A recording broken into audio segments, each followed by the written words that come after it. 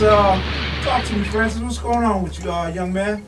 Well, I mean, for me, basically, I was like at the barber shop yesterday, and I heard. Let me see your fresh cut. No, I didn't. I just went with my body. I mean, I didn't get a haircut. I mean, you know that when you go to the barber shop, they always have that. They always have that those that for network and everything.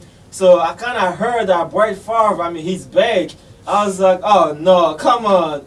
No, not another song, not another song. I'm tired. I thought the song was already over, but I guess I guess he's not done yet. So I think we'll be talking about him again and again and again. So I kind of pity the two quarterback over there in Minnesota. I mean, I don't know. Right. I don't know what's wrong with Brett Favre, but I think you should just throw the towel. I don't think you should throw it in. I know you got a lot of opinion about Brett Favre coming back. You know, my thing is, if you're going to come back, that's fine. But don't say you're going to retire at the end of the season because you know it's an emotional time. You feel emotional, and then you start this whole ball of wax, building up about your retirement. And you end up coming back taking Tavares Jackson's job. Well, I mean, technically he was taking Sage Rosenfeld's job. But the thing about Brett Favre that has irritated me is the drama. It's not that it's not so much that he wanted to come back. I'm not one of those people who feels, man, you should retire because you old.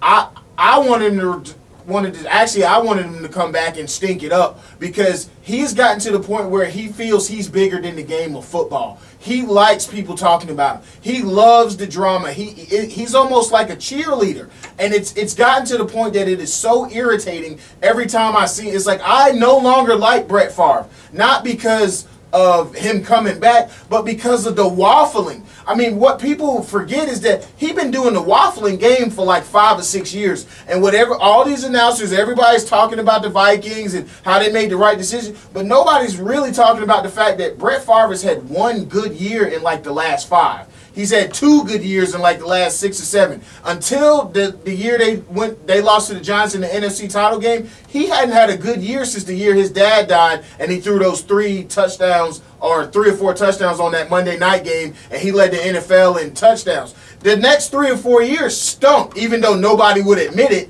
He was stinking it up. KSU Sports Radio. Even though he stunk it up, though, LU's still one of the top 4 quarterbacks in the league. No. Yes. Yes. No. Yes. Who named 3 other quarterbacks better than Brett Favre? Peyton Manning, Phillip Rivers. Besides Peyton Manning and Tom Brady. Besides Peyton Manning and Tom Brady. Donovan McNabb, Phillip Rivers, and I would rather have. I don't think he's better overall for career sake, but the last 4 or 5 years, I'd rather have Eli Manning. I forgot Eli. Okay. Eli just came out of the last year. You take Eli off. You forgot about the boy down at the Saints, Drew Brees. Drew Brees is maybe the best quarterback in the league. NFL, yeah. Drew Brees is legit. That's 4 right there. KSU Sports Radio. Brett Favre, to me, man, I just can't stand him. I've tried so hard to like him. I try to give the guy an opportunity, but he's just a pathological liar. Ooh. He keeps lying.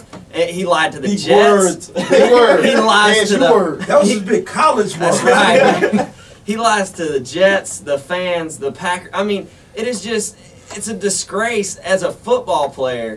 And then on the flip side, you see the 4-letter sports network, they're acting act like they just have a middle school girlfriend that they're like, oh my goodness, I just got a kiss. They love They're so in love. They are so in love. It is just so, I just can't stand it, the way they kiss up to him, and it's just, they're in the ratings game. I'm throwing a conspiracy out there right now. Conspiracy. The guys at the 4-letter sports network called up Brett Favre and whispered in his ear, "Hey y'all, give us great news. We'll throw you a couple million extra if you come back and make that Monday night game when the Vikings go to Lambeau, a humongous ratings boost. We'll throw you an extra couple million that way if you'll do that for us. Because otherwise that game." It's just another game. Now it's this huge story that will be talked about for weeks and weeks. Right. It's just, I cannot. It's just so. It makes me so frustrated. It is frustrating. It is frustrating, and I still believe that.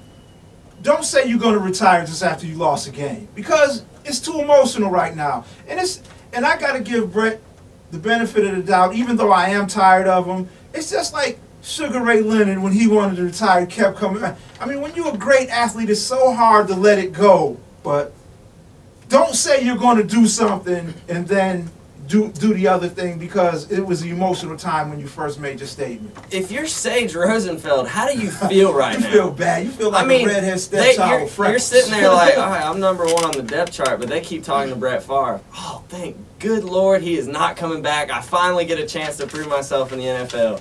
You play one preseason game, and that's like, oh my goodness. Why? I mean, we all saw it coming. We knew it wasn't over.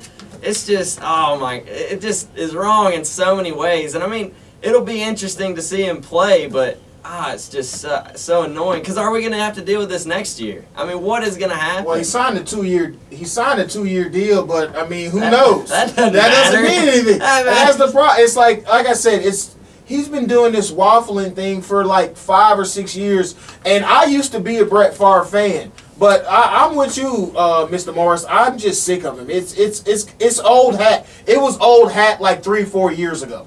Yeah, I mean it's just he used to be a great quarterback, and he'll be remembered for his golden days with the Packers. But this is just, I know it's his reputation, and he can tarnish it if he wants. But it's just, I mean, nobody wants to see that. End on a high note. Don't sink all the way to the bottom of the barrel and go out with everybody laughing at you like, look, you're only quitting because you can't physically throw anymore. I mean, just like both of you say, I mean, I used to like him. I mean, but right now, what I hope, I'm crossing my finger, the first game, I want him to have 5 interceptions. I want him to, on those 5 interceptions, I want him to have 2 interceptions for touchdown return. I want him to be 2 for 15. And after that, they'll be like, whoops, whoopsie. We just throw our money away. And then, and then they're going to just kick him out and everybody's going to boo him. KSU Sports Radio. I mean, we all have our different opinions about Brett Favre, but, you know, you just got to let him go. I mean, I know that it's very frustrating. Got to be super frustrating for Rosenfeld and also Tavares Jackson, but we'll just see what happens.